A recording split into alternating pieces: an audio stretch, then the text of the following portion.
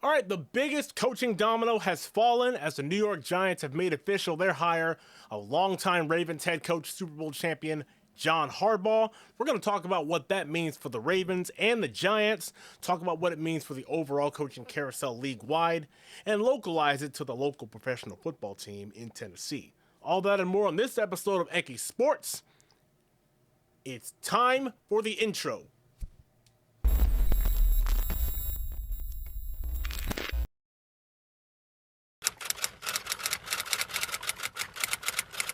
All right, so the Giants made it official. John Harbaugh will be their next head coach, and he brings 18 years of experience and a Super Bowl title on his resume to the Big Apple.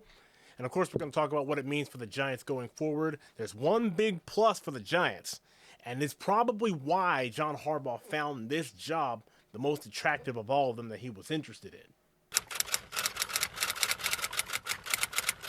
First and foremost, there's a lot of young talent on this Giants squad. I mean, obviously, you go back to last year with Jackson Dart and then drafting Cam Scatterbo in the 4th round to make a nice young nucleus with that explosive option in Malik Neighbors. There's also extreme talent on the defensive side of the ball. Dexter Lawrence, Sexy Dexy, still a premier player in this league. Ascending talents like Brian Burns, Kayvon Thibodeau, Abdul Carter, the 3rd pick in the 2025 NFL Draft. There's a lot of young talent on this team, and you can obviously see why it was so intriguing for a coach of John Harbaugh's caliber. There's also one big minus, and it does involve all 3 of those young talented pieces on offense. Yes, they're talented players. Jackson Dart, 22 total touchdowns to just 6 interceptions. Cam Scatterbo, electric. I think he's the human version of the Tasmanian Devil. And it brings an energy that the Giants haven't felt on the offensive side of the ball in a long time.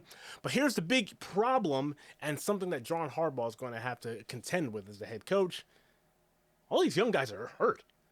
Jackson Dart has a propensity to put his body in harm's way, and you can't really do that at the quarterback position unless you want to have a long career. He's got to find a way to rein it in and continue to operate from the pocket and use his legs when necessary. He can't use himself as a battering ram. Cam Scatterbo is also injured. He's coming off of a serious ankle injury that he suffered against the Eagles. Malik Neighbors also injured. He suffered a serious knee injury early in the season.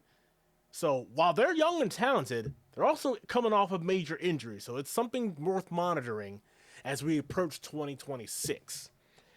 Now, the coaching carousel is continuing to spin, and obviously with the big domino and John Harbaugh off the board, you're going to see most of these teams across the league continue to make their decisions and make them quickly. And within the last few hours, we saw that with the Atlanta Falcons, as it's been widely reported that they are close to making Kevin Stefanski, the former Browns coach, their new head coach. So the dominoes are continuing to fall within the coaching carousel, and so obviously we have to come at it from the angle of the Tennessee Titans, because they are one of those teams looking for a head coach. So, reports began to circulate within the last few hours that the Titans are close to getting guys in their second interview. Matt Nagy is a name.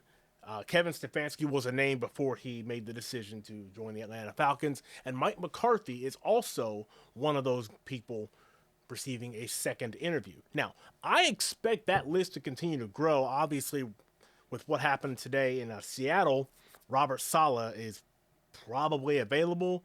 The Seahawks steamrolled the San Francisco 49ers 41-6. And so that is a guy that has been on the Titans' radar. So I would expect an in-person interview to be announced within the next few days from a Titans perspective. Obviously, the big names so far that are receiving second interviews are Matt Nagy and Mike McCarthy. I would eventually think that Robert Saleh is going to be part of that conversation.